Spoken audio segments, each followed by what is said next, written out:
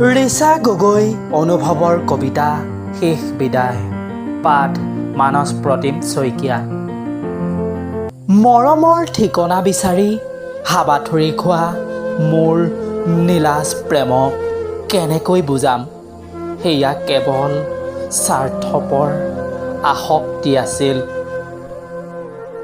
কঁপি উঠা উৎজুৰিয়ে অভিমানত নিমাত হৈ পৰে, অথচ তোমাৰ হৃদয়ত প্ৰেমৰ ফুল নুফুলে প্ৰিয়তম।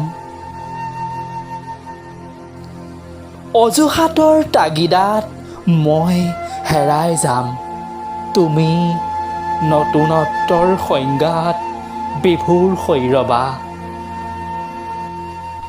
কেতিয়াবা নিজানত আমাৰ সপোনবোৰ সাৰ পাই উঠিব, জোনাকক সাৰথি কৰি মাথো কব,